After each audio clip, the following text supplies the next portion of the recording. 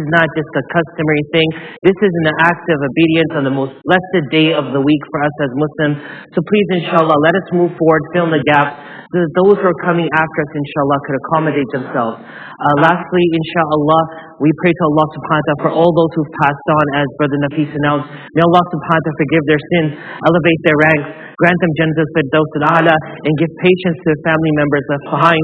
All those who are sick, may Allah grant them shifa kamila, ajila, mustabirra, da'ima, and all those who are facing difficulty in distress in our homes, ourselves, in our community, in our world. May Allah subhanahu wa ta'ala alleviate their difficulties and distress.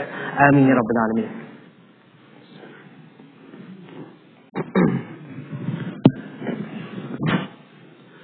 Allahu Akbar, Allahu Akbar, Allahu Akbar,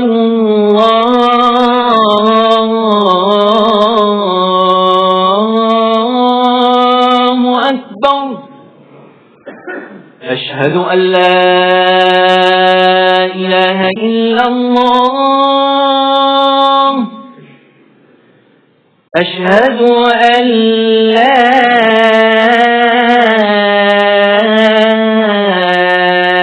ilaha illallah. Ashhadu anna Muhammadar Rasulullah.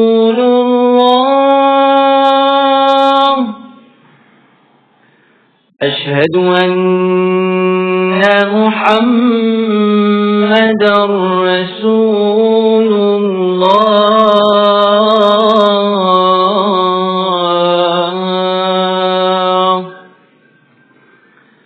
Hayya 'ala as-salah,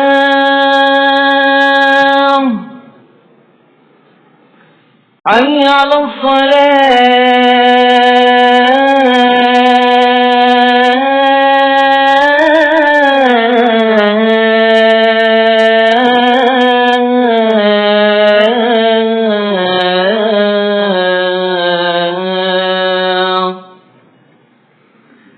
حي على الفلاح، حي على الفلاح.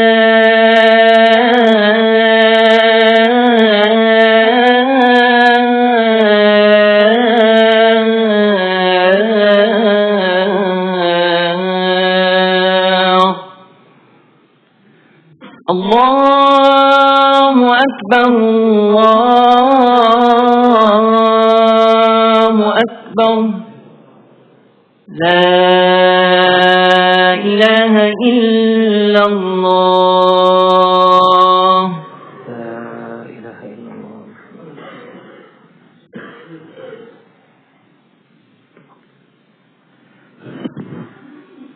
الحمد لله الكريم الأكرم الذي خلق الإنسان وكرم وعلمه من البيان ما لم يعلم. فسبحان الذي لا يحصى امتنانه باللسان ولا بالقلم. نشهد أن لا إله إلا الله وحده لا شريك له، ونشهد أن سيدنا ونبينا مولانا محمدا عبد الله ورسوله، بلغ الرسالة وأدى الأمانة ونصح الأمة، فجزاه الله عنا وعن كل المسلمين خيرا. اللهم صل وسلم وبارك على سيدنا محمد عبدك ورسولك النبي الأمي، وعلى آله وصحبه وبارك وسلم تسليما كثيرا كثيرا. أما بعد، رب يسر ولا تعسر وتمم بالخير وبك نستعين يا فتاح. رب اشرح لي صدري ويسر لي أمري واحلل عقدة من لساني يفقه قولي. ربي زدني علما والحقني بالصالحين. سبحانك لا علم لنا إلا ما علمتنا إنك أنت العليم الحكيم. سبحانك لا فهم لنا إلا ما فهمتنا إنك أنت الجواد الكريم. My dear respected elders, brothers and sisters in Islam, now that we have identified faith and its parameters, the border that defines it and its citizens, what is allowed through customs and what is barred, it is now time for us to see it flourish and manifest. For those who are confused on this statement, We just completed a 4-part series identifying the diseases that plague the soul, that challenge one's faith, that renders one's faith obsolete, which fools us into believing that we are people of faith when we are actually actively destroying our faith. So in the 4-part series, we covered that. Now I would like us to reflect on what does a wholesome and faithful Muslim do? What is the demeanor of such a Muslim? And what are the defining qualities of that true Muslim? Truth be told, this could become a long series. But I don't intend on going into it the whole 9 yards. I would like to touch the surface of this topic and subject matter. And I feel it's sufficient to identify the temperature, just like when you stick your toe into a swimming pool.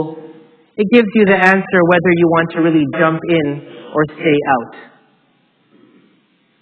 This one topic of discussion today is sufficient for us to test if this faith is growing in me or is this faith bypassing me. I ask Allah subhanahu wa ta'ala, the Almighty, we implore Him that He allows us to grow and nurture this faith within us. Allow us to be representatives of true Islam and Iman, and allow it to branch out across the globe. Ameen ya Rabbil Alameen. The test for identifying a Muslim's faith is their conduct towards Muslims of other cultures who look different, speak differently, and live a different way than they do.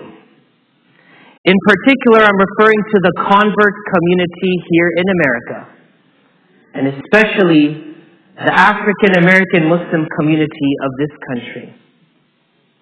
For those of you who don't know, we are in the end part of Black History Month.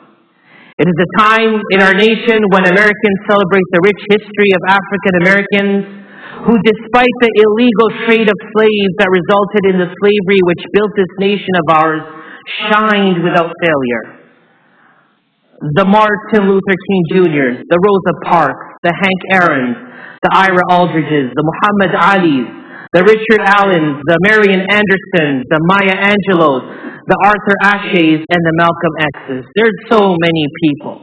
There's so many people whose contribution to the African American community allow America as a nation to shine despite all the darkness that has inked the history of our nation. But in respect to the time allotted this afternoon, I do not intend to indulge in these great names and their lives. So no, this isn't a talk about Malcolm X or Muhammad Ali. This isn't a highlight of Kareem Abdul-Jabbar of the Lakers or Jamal Abdul Latif of the Warriors. For those of you who don't know those names, this is talking back in the 60s, 70s, and 80s. Or artists such as Shihab or Kenny Clark. I want to talk about the roots of Islam in America. The struggle of those who sowed the seeds and made this masjid possible for the immigrants of the 60s onwards to obtain. I am talking along the lines of the pioneers of Islam in America, the likes of Yaro Mahmood and Kunta Kinte. If you want to attribute the success of the 3,000-odd institutions, masajid, Islamic schools, and the around 4 million Muslims in America, you cannot do it by ignoring the contribution of the African American Muslim community. And if you want to know the future of Islam in America, it cannot be forecasted in the absence of the convert communities herein. Let us first talk about the African American Muslim community. In the early 20th century, when Islam had little presence in this grand, beautiful nation of ours, the religion had a foothold in many black urban communities. As the black community in America suffered persecution and slavery, injustices and racism. And let me be straight here. Neither can you all or I understand this. It's all words. A community that suffered and endured. A community that suffered and held on. A community that struggled but didn't leave its faith. If you wanted to find Islam in the 1800s, the 1900s, early 1900s, go into those remote areas where the African communities existed, and therein you would find Islam, and therein you would find Muslims. Today, the black community makes up 20% of this country's overall Muslim population. And this is according to a 2017 Pew Research Center survey. In addition, black Muslims are more likely than non-black Muslims to have been born here in the United States. Their percentage is 69%. Not only did they come here, that they were brought here, made slaves in this country, but they continued to give birth to a generation of Muslims, 69% of them. Again, what struggles did they endure to preserve and uphold their faith, their identity, their culture? With all respect today, many of us of the Desi and Arab community are clueless. Not only are we clueless, but we have become heartless when it comes to this topic. They prayed. They clung on to the faith and the promise of Allah's justice, despite being segregated, despite being lynched, despite the torture, despite being buried alive. It was here in America that the history of the Sahaba at the time of Rasulullah played out in action. Remember the torture of the Sahabas. Remember the torture of Bilal ibn Rabah when the stones were being laid on his back after the torture made it bleed. And all he would say is, Ahad, Ahad, one God. Understand that in your books. See it happen here in America. I swear by Allah, we would not be here today in the comfort that we are in. And again, to my Desi and Arab community, we would not be here in this comfort if it wasn't for the sacrifices that the African American community had to endure. We cannot be blindsided because of what they've done. We cannot disregard their sacrifices. If they didn't struggle for their inclusion in this country, there would not have been Islam in this country. Remember the story when the Prophet Muhammad ﷺ on the morning of the Battle of Badr prayed to Allah, "Oh Allah, today these are your people. If they die, then Islam will not be known." Remember the prayer of Ibrahim ﷺ when the king tried to grab Sarah, his wife. He said, "Oh Allah, we are the only two believers here. Protect the two of us." If the African American community didn't exist in this country, Islam would have not existed. My father used to tell me when they came to England in the late 50s, early 60s, that what was it? You had to go outside and hide every aspect of your Islamic identity. You had to say to yourself, "I've left it behind at home."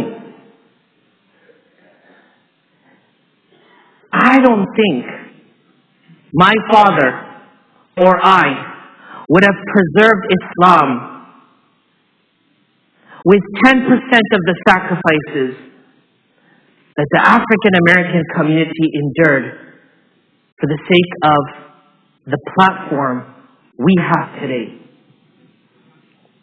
I remember in the early 90s listening to the adhan being called in Dearborn, Michigan. First time in my life I heard adhan being called outside. Attribute that success to the African American community.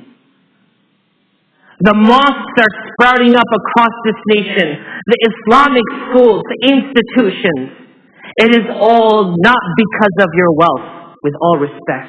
Not because of your position, not because of your connections, but because of someone's sacrifice that allowed it to come to fruition. Moving forward, the convert community. In addition to 20% of the Muslim community of America being African Americans, let it be known that over 20% of the Muslim community in America today are converts. People who did not grow up with the religion and often do not have any cultural ties with those who are claiming to be Muslims. They lost everything for the love of Allah. They lost everything. Their friends, their families, their tradition, their culture. Most often they were thrown out. They were abandoned and left to rot alone. I remember when I was studying in England, I was visiting my parents in the month of Ramadan. My father informed me that there was a brother, an African brother, who converted to Islam 3 streets over in Brampton where I live, and my parents still live. And we went over to pick him up, and he would be sneaking out from the side, and then he walked down the streets until we could pick him up and take him to the masjid. He later told us that he doesn't want us to know where his house is because his parents don't know that he's a Muslim. Because he knows that if they know he's a Muslim, chances are they will disown him. It was within that period of months that I was there on vacation that we did not see him anymore. Because they're the ones who have to bite the bullet and make the ultimate decision. Are you going to be a Muslim or are you going to stay with us? If you're going to be a Muslim, leave our homes. Families have broken when a person attested their faith and love to Allah. Relationships were severed. The relationship ties were severed when they said Muhammad sallallahu alaihi wasallam is a messenger of Allah. They signed a death sentence into isolation. Well, of course, except for that cute girl or that handsome boy that we wouldn't mind marrying our son or daughter off to. The rest of them would rot.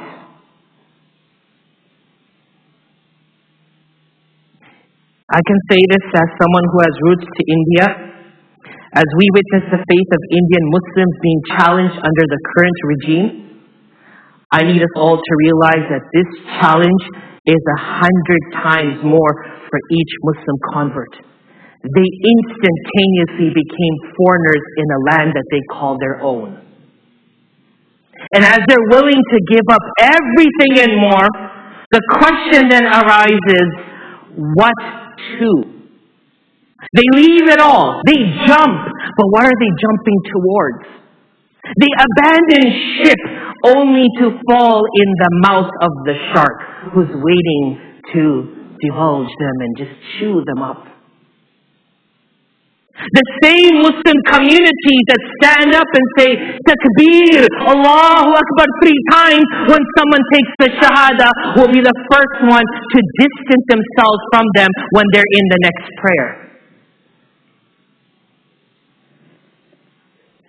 About half of black Muslims, 49% of them are converts to Islam, a relatively high level of conversion. By contrast, only 15% of non-black Muslims are converts to Islam. My point in the beginning was this: what is the manifestation of my faith? How do I know when I'm doing what I'm supposed to do and abstaining from what I'm not supposed to do? How do I know my faith is actually growing? Well, the question goes down to this topic of discussion today, and that is racism. In general, black people in the U.S. are more concerned about the state of race relations than are people of other races. About 9 in 10 black Muslims, which is 92%, say there's a lot of discrimination against black people.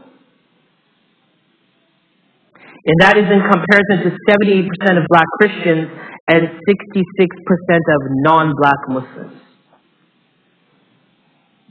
So brothers and sisters, I call on all of you today. Pull off your socks, stick your toe into the water and tell me, is the water of your faith accessible? Are you ready to dive into it?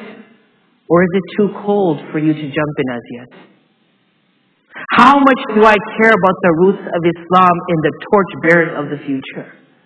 Do I care about them? Do I recognize them? Do I embrace them?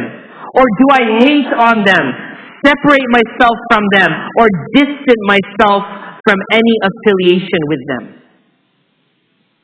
I met with a pastor 2 nights ago, and he came from Michigan, and he was telling me, and he was baffled when he was telling me that there was, and I won't say the culture, there was this culture mosque across the street from this culture mosque. Can you explain that to me?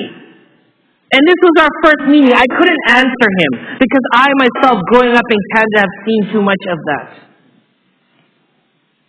If our masjids are divided, they're divided along the lines of what? Social status or culture. And in this equation, where are our black Muslims today?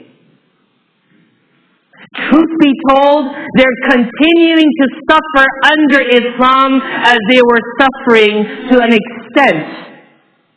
They're suffering under Islam to an extent of what they suffered prior to Islam. The first thing that your Prophet and my Prophet Muhammad Mustafa sallallahu alaihi wasallam set out to do was to tackle the notion of inequality, which manifests in the forms of racism, tribalism, and the like.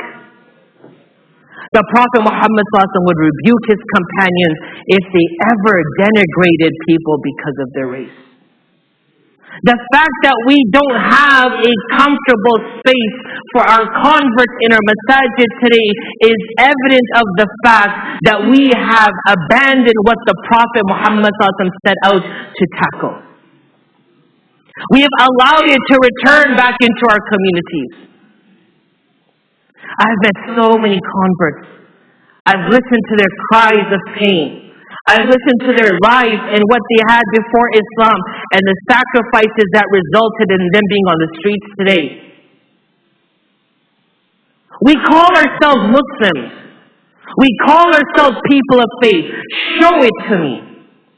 I'm putting myself to challenge first today. Show it, Azhar. If you are a Muslim, show it.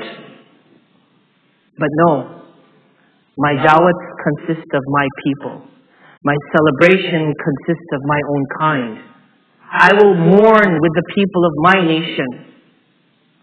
And I'll tribute my faith to what I learned in those back home countries. Abu Umama radiallahu anhu reports that Abu Dar radiallahu anhu reproached Bilal about his mother. He said, "O son of a black woman." Sounds rough, right? You know how we say Ibn al-Aswad? We say Kale. So, "O son of a black mother." The Prophet ﷺ went up to him and said, the Prophet ﷺ was so mad when he heard this, he turned away from him. Abu Dhar asked, "Ya Rasulullah, you've turned away because something you have been told?" He responded, "Anta alladhi tu'ayyiru Bilalan bi ummih." You reproach Bilal because of his mother? Like, how low are you going? How low are you willing to go? That you're calling someone in a derogatory fashion using the name of their mother?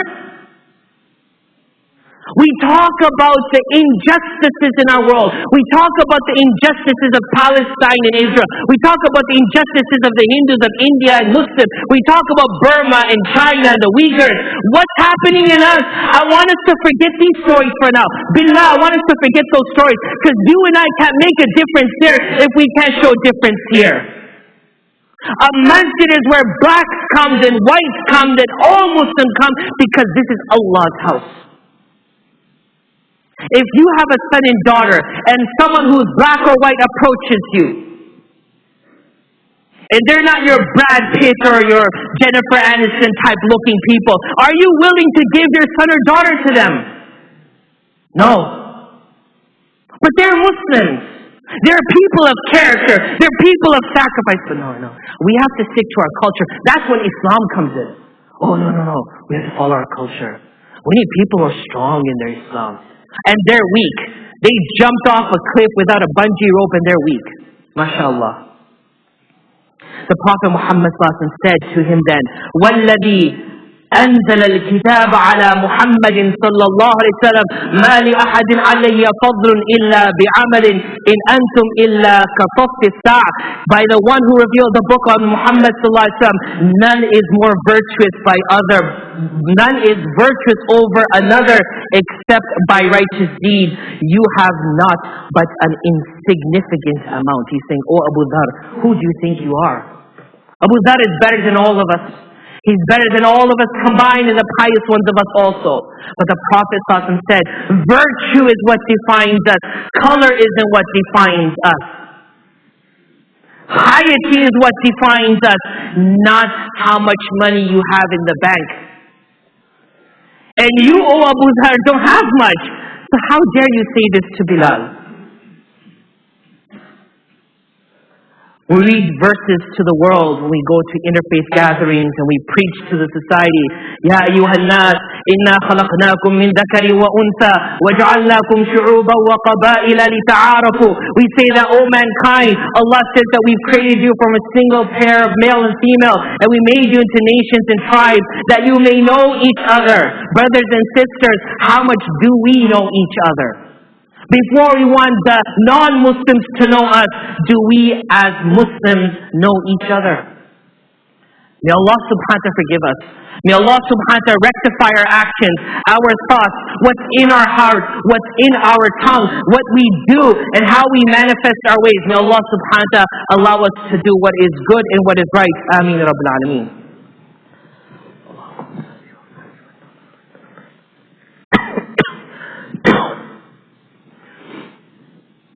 Alhamdulillah wa kafa wa salatu wa salamu ala rasulillah wa ala alihi wa sahbihi wa man walah. Brothers and sisters in Islam, Bilal ibn Rabah wasn't the muazzin of the Prophet Muhammad sallallahu alaihi wasallam radiyallahu anhu because he looked different. The Prophet didn't stand him up because he was a black man amidst white people. It was because he was the best person for it. The Prophet ﷺ as a leader recognized talent. And he saw talent through color, through segregations of society and social status, through tribes. He saw talent. Our ummah is bleeding today. The talent of us is bleeding out.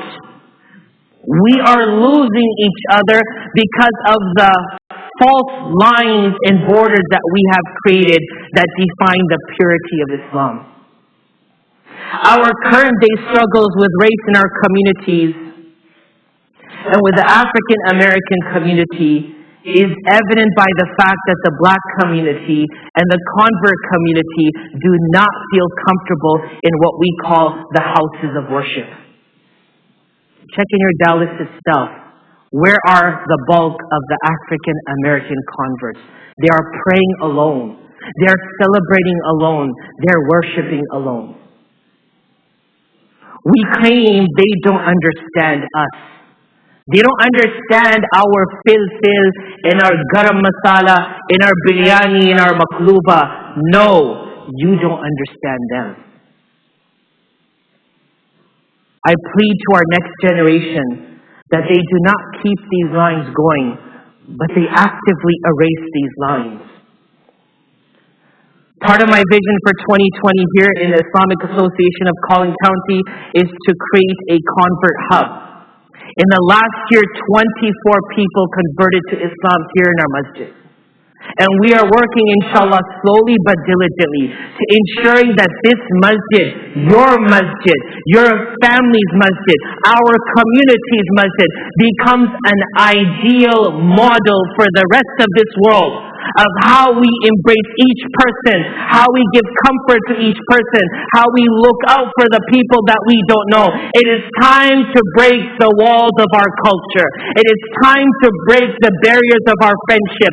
Break up your friendship and include others in it as well. Call them to your festivals. Call them to your celebration. Invite them to your house, for they have given up the family. They have given up their friends. They have given up everything for a religion that you and I were born with. I end with the eloquent words of Malcolm X, in which he stated, America needs to understand Islam, because this is the one religion that erases from its society the race problem. Throughout my travels into the Muslim world, I have met, talked to, and even eaten with people who in America would be considered white, but the white attitude was removed from their minds by the religion of Islam. I have never before seen sincere and true brotherhood practiced by all colors together, irrespective of their color. May Allah allow us to continue this light, to continue this vision, to follow the footsteps of our Habib Muhammad Mustafa sallallahu alaihi wasallam. We send salutations and blessings upon him, as Allah subhanahu wa ta'ala says in the Holy Quran, Inna Allah wa malaikatahu yusalluna ala nabi, ya ayyuhalladhina amanu, sallu alayhi wa sallimu taslima. Allahumma salli wa sallim wa barik ala sayyidina Muhammad, abdika wa rasulika an-nabiy al-ummi, wa ala alihi wa sahbihi wa baraka wa sallama tasliman كثيرا كثيرا. اللهم اغفر لنا ذنوبنا وإسرافنا في أمرنا وثبت أقدامنا وانصرنا على القوم الكافرين. اللهم أرنا الحق حقا وارزقنا اتباعه وأرنا الباطل باطلا وارزقنا اجتنابه. اللهم حبب إلينا الإيمان وزينه في قلوبنا وكره إلينا الكفر والفسوق والعصيان واجعلنا من الراشدين. اللهم اشف مرضانا وعاف مبتلانا وارحم موتانا يا رب العالمين. آمين يا رب العالمين. آمين يا رب العالمين. آمين يا رب العالمين. إن الله يأمر بالعدل والإحسان وإيتاء ذي القربى وينهى عن الفحشاء والمنكر والبغي يعظكم لعلكم تذكرون. فاذكروا الله يذكركم وادعوه يستجب لكم ولذكر الله أكبر والله يعلم ما تصنعون. Please ensure that our lines are straight, stand shoulder to shoulder.